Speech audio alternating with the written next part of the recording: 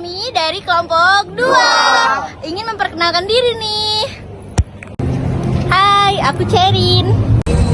Hai, aku Egi. Hai, aku Putri. Hai, aku Bajri.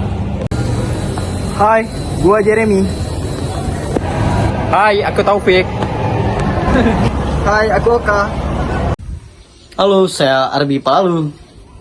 And the last but not least, Yuda. Dan cukup sekian perkenalan dari kami. Saksikan video dari kelompok 2. How can you be a leader if you're not strong? You must have strong character, you must have strong integrity, you must have a strong belief in common sense.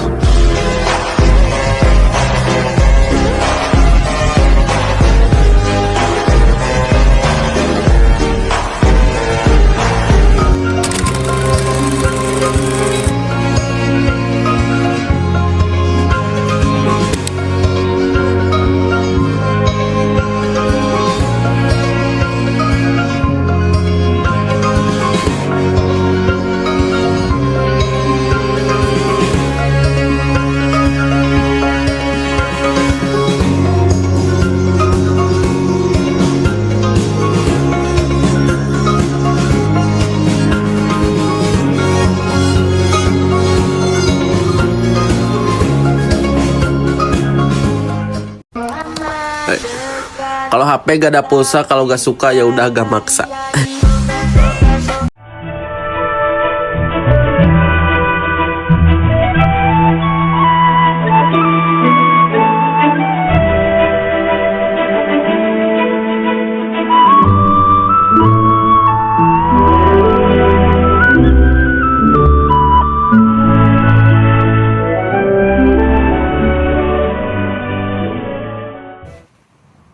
Perkenalkan, nama saya Taufik dari Prodi Ilmu Politik. Saya akan mewawancarai teman saya tentang film atau video dokumenter Dirty Vote. Saya akan memperkenalkan teman saya. Saya Septrian Mikael Tandoi. Saya berkuliah di Universitas Tanjung Pura, tepatnya di Fakultas Ilmu Sosial dan Ilmu Politik. Kebetulan saya juga mahasiswa Ilmu Politik Rek B. Tapi saya dengan kawan saya beda kelas. Ya, tadi kami kan sudah menonton video tentang dokumenter Dirty Vote. Nah, jadi di sini saya akan menanya tanggapan teman saya yaitu Asep ini. Bagaimana tanggapan Anda tentang video dokumenter Dirty Vote tadi? Wah, iya. Baik, terima kasih. Wah.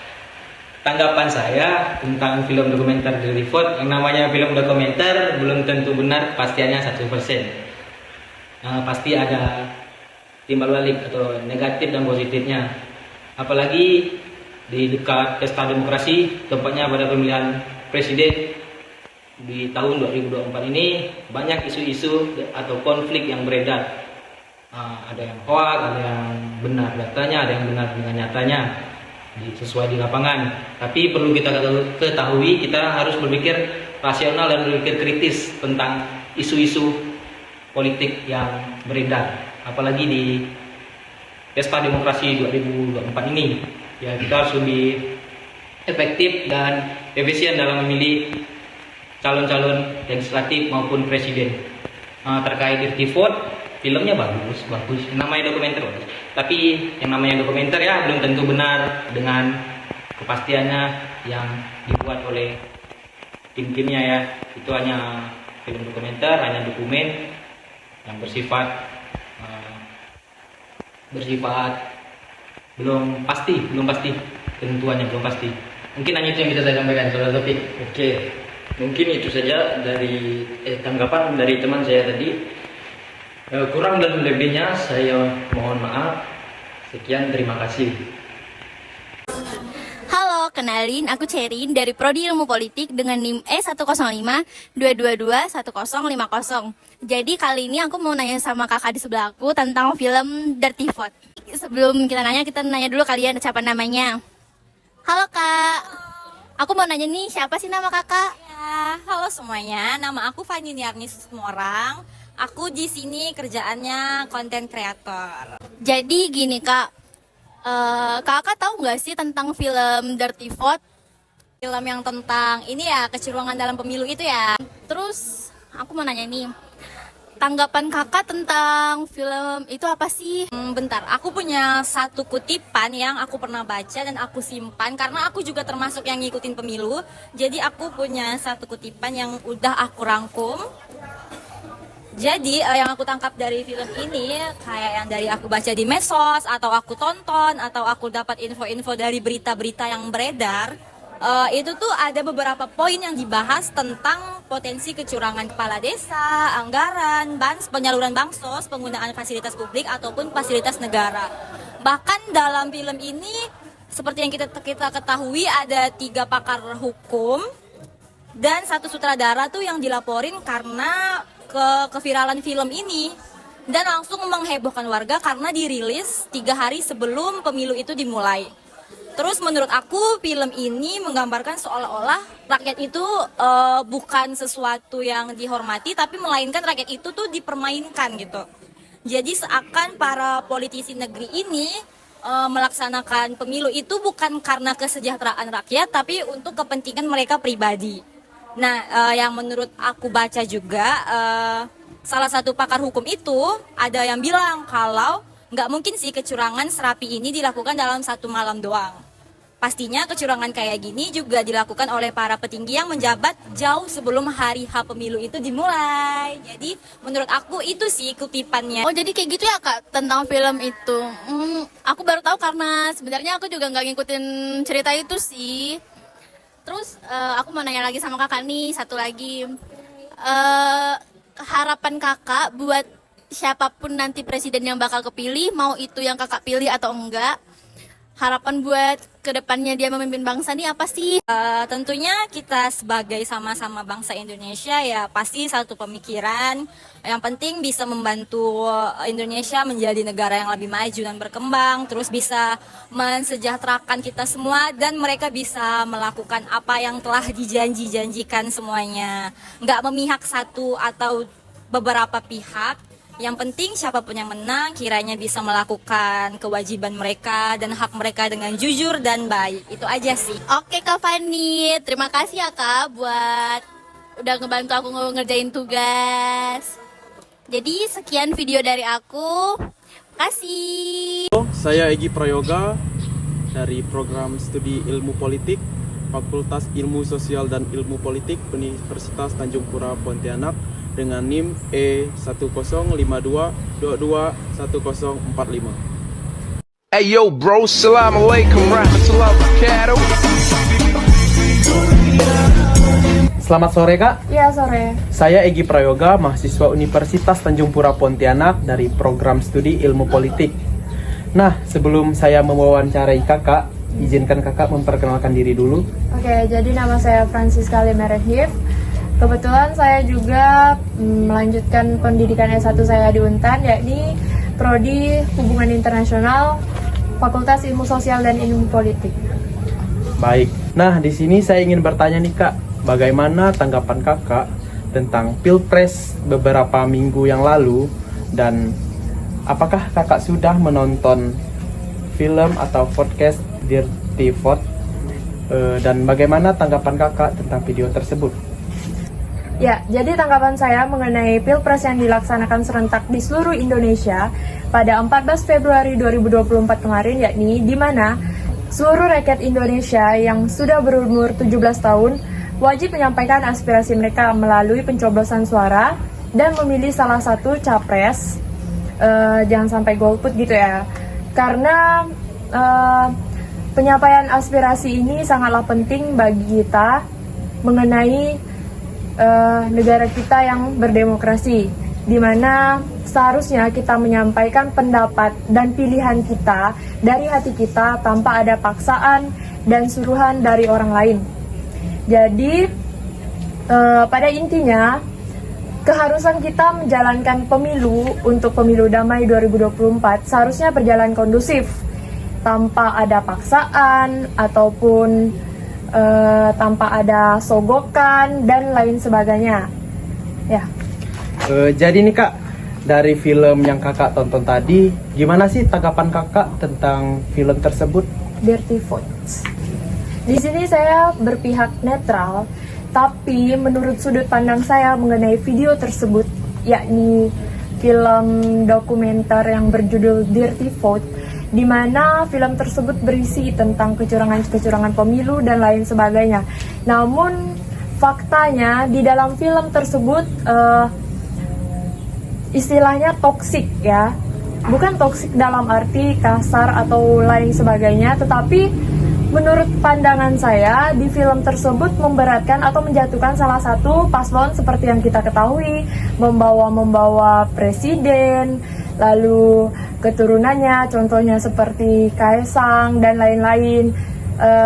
Di dalam Dirty Votes juga terdapat cuplikan Jokowi yang mengatakan bahwa salah satu anaknya belum minat di dunia politik. Tetapi dalam film tersebut malah ditanggapi negatif oleh beberapa oknum-oknum. Ya, seharusnya film tersebut membawakan kita kepada pemilu damai dan kondusif, bukan malah memperkeruh suasana. Ya, begitu. Terima kasih kritik dan tanggapan dari kakak. Terima kasih juga sudah menyempatkan waktu untuk berdiskusi tentang mewawancarai kakak pada hari ini. Sih kak, ya maaf mengganggu waktunya sebentar. Saya dari mahasiswi Universitas Tanjung Pura, Prodi Ilmu Politik, ingin menanyakan beberapa pertanyaan kepada kakak. Apa kakak bersedia? Boleh, saya bersedia. Mau pertanyakan apa kak? Oh, tentang yang lagi viral seminggu yang lalu tentang Pilpres, yang dimana apakah kakak tahu tentang film Dirty Vote? Oh, film itu yang sempat viral itu? Ya.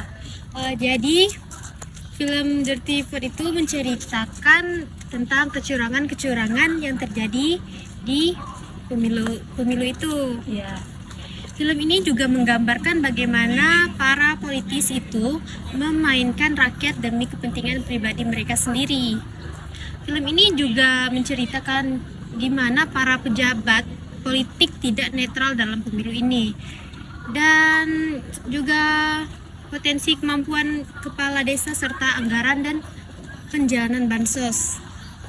Dan berbagai lembaganya sih kak, yang jelas-jelas melakukan pelanggaran etika selama kampanye pemilu ini. Setahu saya sih itu aja kak. Oke. Nah, dari yang kakak ketahui tadi tentang film Dirty Vote, jadi gimana pendapat kakak tentang film tersebut yang kakak ketahui? Jadi di film ini saya mendapat bahwa saya tuh agak menyukai cara Dendi Dwi Laksono menggambarkan isu penting seperti kecurangan pemilu memiliki film dokumenter. Nah, dari film ini dapat memberikan informasi dan pendapatan yang lebih menarik untuk masyarakat dan untuk memahami isu tersebut. Itu yang pendapat yang saya tahu ya kak. Oke, baik, terima kasih ya kak atas waktu dan juga yang kakak berikan kepada saya. Selamat malam teman-teman. Di sini saya Jeremy Kristo Malam dengan NIK 1055 1042. Saya berasal dari Prodi Ilmu Politik.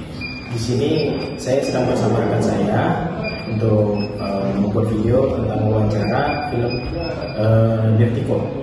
Sebelumnya saya akan menyuruh dia untuk mengenalkan dirinya. Silakan. Baik, perkenalkan nama saya Handri. Saya juga kuliah di Universitas Tanjung Pura, Fakultas Ilmu Sosial dan Ilmu Politik. Prodi juga Ilmu Politik.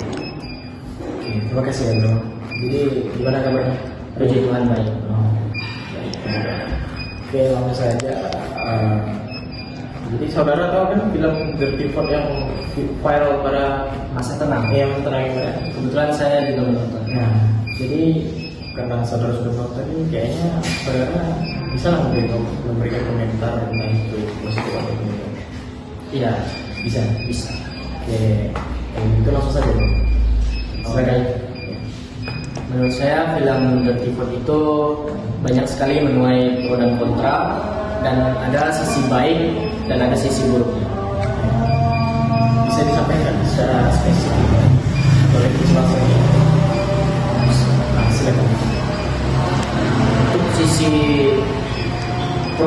sisi baiknya itu dari film yang sudah ditayangkan dan juga sudah ditonton berapa juta jiwa itu, sisi baiknya kita punya wawasan yang lebih atas kinerja-kinerja dari pemerintah yang kurang bijaksana dalam melaksanakannya. Dari sisi buruknya tadi kita dapat melihat dan dapat menilai juga bahwa dari beberapa kinerja, dari beberapa program kerja yang mereka atau pemimpin kerjakan itu tidak berjalan dengan baik.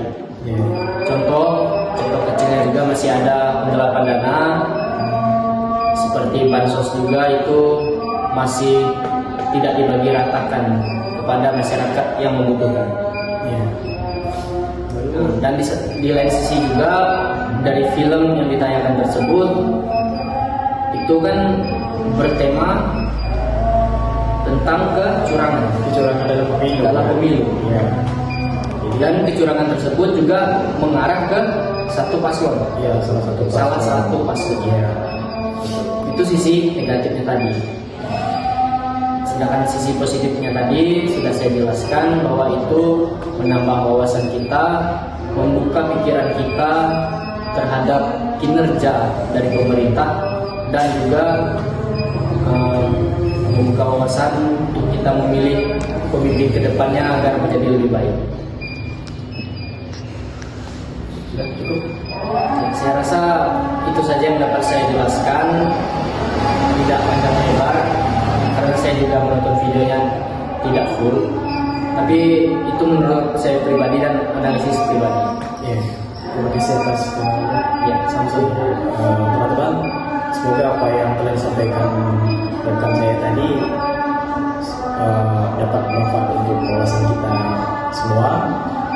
Dan saya mohon maaf jika ada jawaban atau kata-kata yang belum tepat di dalam pembuatan video ini.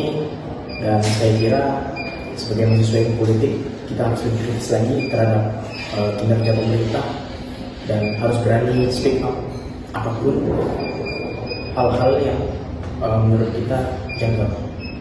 Saya kira cukup sampai di sini video saya. Saya Jeremy Kristo dan rekan saya Andri. Terima kasih dan selamat malam.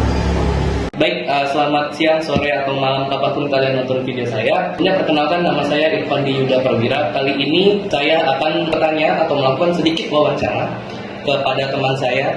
Boleh diperkenalkan dulu? Oh ya, nama saya Muhammad Taufik Al-Barik ya. Sekarang kuliah atau kerja? Kerja. Oke. Wawancara yang bakal aku lakuin di sini nih, aku cuma pengen nanya singkat aja sih sebenarnya. Pendapat Torik nih tentang video Dirty Vote kemarin yang sempat viral tuh, pendapat pribadi Torik ini sendiri ini apa? Dari sudut pandang pribadi saya sih, memang film Dirty Vote itu kan penuh dengan dilema-dilema politik ya. Semacam dari beberapa paslon yang memang menurut saya emang kebanyakan masing-masing itu menunjukkan kelebihan dan kekurangan. Tapi emang kebanyakan bagi saya sih emang kebanyakan kekurangan sih. Itu yang paling saya lihat itu beberapa paslon itu malah lebih mementingkan urusan politik di sekitar golongan mereka ya. Jadi urusan pribadi sama golongan mereka, tidak untuk masyarakat yang luas. Dan juga ya bagus sih film ini. Bagusnya tuh karena kita masyarakat yang lain bisa melek lah politik di Indonesia kayak gimana, dilema-dilema yang terjadi di konstitusi Indonesia, politikan Indonesia lah intinya. Dan juga di Istana Negara kayak gimana kondisinya pas masa-masa politik yang bisa dibilang panas. Jadi mungkin aku bisa simpulkan lebih ringkas lagi kalau misalkan pendapat Torik nih dari video tersebut tuh untuk memperlihatkan kepada masyarakat kalau misalkan politik di Indonesia tuh sekarang lagi kayak gimana, kondisi pemilu-pemilu sebelumnya atau mungkin yang kemarin tuh kayak gimana gitu loh, baik buruk dari kegiatan politik di Indonesia yang kayak gimana gitu kali ya. Iya betul. Udah, mungkin cukup sekian video wawancara dari saya ucapkan terima kasih. Assalamualaikum teman-teman, kembali lagi bersama saya Bekar Yoga, mahasiswa dari Ilmu Politik, Fakultas Ilmu Sosial dan Ilmu Politik. Dan saya juga sedang bersama kawan saya Yohanes Ardianto, yang dimana kawan saya ini Yohanes Ardianto berasal dari Kabupaten Sekadau juga. Baik, saya akan menanyakan kepada kawan saya, apa tanggapan Anda tentang film dokumenter Dirty Vote tersebut? Tanggapan saya tentang video dokumenter ini, video ini sangat membantu masyarakat luas di Indonesia seperti saya ini, terutama dalam pemilu serentak 2024 ini. Dengan adanya video ini, masyarakat jadi tahu dan bisa membedakan ilmu politik dan money politik, sehingga masyarakat lebih bisa menggunakan hak asasi pada pemilu kedepannya nanti. Untuk saya sendiri, menurut saya dengan adanya video ini sangat membantu dan bisa membuka wawasan saya dalam menanggapi pemilu yang mendatang nanti. Untuk calon presiden dan wakil presiden, siapapun yang terpilih nanti, semoga bisa menjalankan dan melaksanakan visi dan misi yang telah disampaikan. Mungkin hanya ini tanggapan saya tentang video dokumenter ini. Selanjutnya saya akan kembalikan kepada kawan saya. Baik, terima kasih kepada kawan saya atas kesempatan dan waktunya yang telah menjawab pertanyaan dari saya. Saya Bekar Yoga, mahasiswa dari Ilmu Politik, Fakultas Ilmu Sosial dan Ilmu Politik. Kami undur diri bersama kawan saya. Bye-bye. Baik, saya akan mewawancarai teman saya mengenai film Dirty Vote yang dikeluarkan pada masa pemilihan kemarin. Saya akan mewawancarai teman saya. Bagaimana tanggapan Anda mengenai film Dirty Vote ini yang dikeluarkan pada masa pemilihan umum kemarin? Silakan jelaskan. Tanggapan saya mengenai film Dirty Vote ini lebih mengarah ke paslon nomor 2. Kenapa menurut saya ke paslon nomor 2? Karena mereka ingin menjatuhkan atau tidak suka membeli nomor paslon nomor 2. Dan anehnya, film ini dikeluarkan setelah masa kampanye berlangsung. Seharusnya film ini dikeluarkan atau ditayangkan pada masa kampanye sebelum masa tenang. Banyak juga kejanggalan di film ini. Seperti banyaknya data. Seharusnya film ini atau menyangkut memihak salah satu paslon yang terkait atau ingin menjatuhkan salah satu paslon yang ada di situ.